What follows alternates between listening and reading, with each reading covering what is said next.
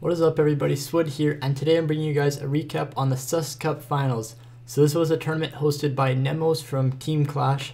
It was an event with a lot of top players like Sergio, Goblin, Azili's, Tali, Sergio, Ramos, etc. So there was like none other but the best in this competition. I was luckily invited to the competition. So we competed, there was 8 teams and we were in the finals yesterday on Monday for those who are watching this in the future. So I played a couple games. I just wanted to go over those and also just recap the whole tourney. So I played 3 matches. I'm going to go over those and sort of just analyze them. You can see here I played Matt, I played Donkey Kong, and I played Guanek, 3 great European players. So I won 2, I lost 1. So that's nice. I'm going to break my OBS quickly and show you this. So I apologize for the break. I'll stay over here. So these were the 8 teams. I can see down at the bottom this Crap team, that is mine. Apologies for the bad quality on this, but as you can see I was the 6th on that team, so I was drafted like almost at the last because all these players are so amazing. Sergio, Ramos, like all these players, these are basically all the people that were in CCGS. They're just great, amazing players. I can't say too much about them. You guys can see all the names there. So quickly before we go into the recaps, it was a bracket, so you had to play from the round of 8, win that, you go to the round of 4, if you win that, you go to the finals. So we basically had 3 matches to win the whole thing. So we, in the first match, Loupanji won 6, like it was 5 people, so you had to win like 6 matches because there was a revive. It's sort of confusing, but you had to win 6 matches each set, beating each player once and then the extra revive person. So Loupanji 6-0'd the first set, second set Pepe, Flobby, and Loupanji took down everyone, so I didn't even get to play in the first game. I just sat there and watched. Second, this was the semifinals. Look at the team we're against. It's Sergio, Soul King, St. Belikin, TNT, Doberman. These are some of the best players in the world. We beat them in 2 sets also. I only played in the first set. I played against TNT and I lost, so I was 0-1 in this. This is the semifinals, but luckily the rest of my team, some great players on there, took it over. And I don't have a scoreboard for the last game, but we lost in the finals. We first set, which is when I played, we lost 5-6, just like this top set up here. So I played in the first set, went 2-1. We overall lost 5-6, and then we won the second set, and we ended up losing the third set. So we ended up losing the finals, but I mean, it was still amazing. I played only in the first set because I had to go to school. So Loupanji switched in for me because he wasn't there in the first set. But yeah, I still played. It was pretty amazing. Here was the win rates of the people in the finals. I didn't have a scoreboard, so I thought I'd grab something for you guys. I was actually second with 67.1%. Obviously, I didn't play as much as some of the other players, but there we go. There's the win percentage of everyone that played in the finals. So I mean, you can see the list. There's a lot of great players. So back to Clash. Sorry for the OBS being slightly messed up because of that switch. We're gonna go over these 3 matches. So first match, it was playing against Matt. So I played Expo Rocket and he played a Goblin Hut Graveyard. So in this matchup, the keys are you want to activate the King Tower with the, if they tornado, you can activate the King Tower with the, or if they graveyard, my bad, you can activate the King Tower with the tornado. And then you have 2 towers shooting the graveyard instead of 1, which is really key. And you can defensive expo the Goblin Huts, and it just lets you get a lot of value off the expo, and then you can rocket cycle them out eventually. So you can see in the start here, we're just sort of cycling in the back, not wanting to do anything too crazy. Ice Spear on the right because I didn't have a good way to get value out of it on the left. I'm able to rocket his Ice Golem and his Electro Wizard because he didn't know I had rocket, and I'm able to defensive expo this Goblin Hut. So he has to tank a Mega Minion there to not let my Mega Minion kill his Goblin Hut. And overall, we're doing really well. He had to poison my Expo, and I'm up 1 elixir, and the start went really well. I got a rocket on tower, so I'm not complaining right now. So I think this is probably a slight edge to Graveyard in this matchup, but I think it's pretty even personally. I think other people might think that Graveyard's more favored. I knew that this was one of Matt's decks, and I chose to play Expo because I felt confident in this matchup. So I knew what I was getting into here. So we're just restocking again. If he plays Goblin Hut higher up, I do want to defensive expo it, but if he plays it further back, I'm probably not going to do that defensive expo because I want to actually kill the Goblin Hut. So here I'm not going to defensive expo that. I'm going to pressure with troops on the left, and then I'm going to expo on the right because he played the Goblin Hut so far back that it's not tanking the expo. So I'm going to take that advantage to try to shoot his tower. He just spent 5 elixir on it, so he's pretty low. It's the same idea as if someone plays a pump. That Ice Spirit there for the Mega Minion, I had drop delay. I didn't intentionally play it like that, or I would have gotten extra 100 or 200 damage on the tower. So that wasn't me, that's drop delay. So I decided to tank the Mega Minion on the right because my left tower is low anyways. You're allowed to take damage if your other one's lower because they're not going to switch lanes and attack that. So here I get a situation where I can tornado, and as you can see, I'm able to activate the King Tower. I did Ice Wizard and Mega Minion to tank the graveyard and then also kill the Ice Golem, and then I was able to tornado and use an Ice Spirit log. I didn't need the log there, it was sort of an overcommit, but I just didn't want to mess up, and once you activate the King Tower, it's pretty easy to win out the match, so I was just being cautious. So here he had 2 Goblin Huts up, so you can see I defensive expoed. Notice where I played it, that's so that he can't poison my expo and the left tower.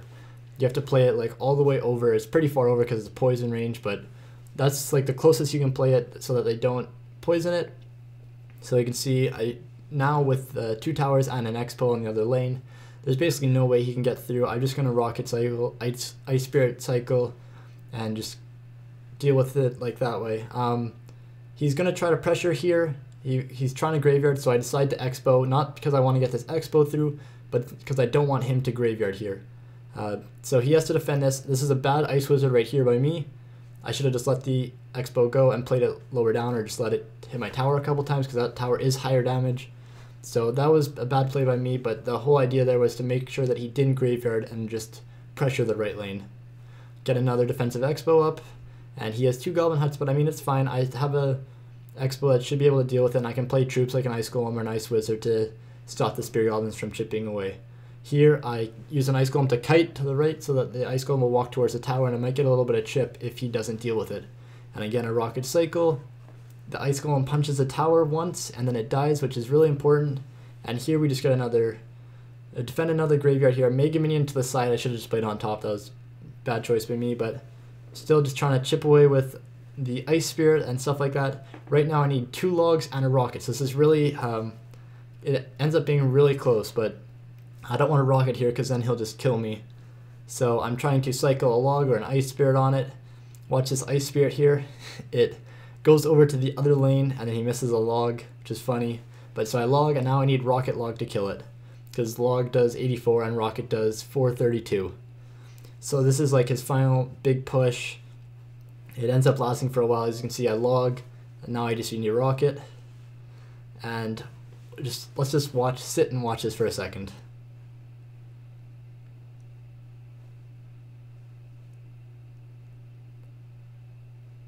And the final log.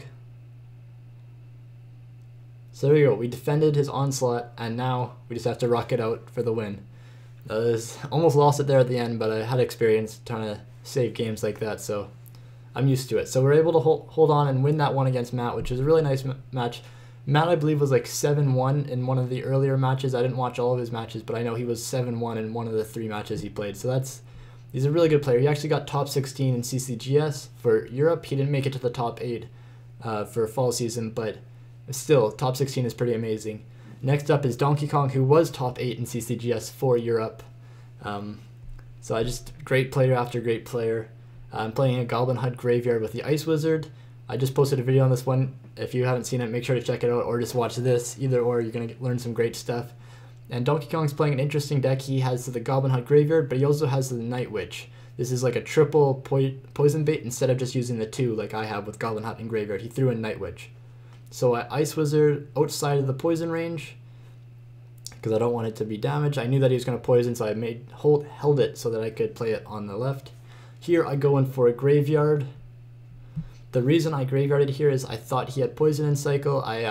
It didn't register in my mind that he just used his poison on the Goblin Hut and the tower. I was very nervous in these matches, so I for some reason thought he had poison in hand.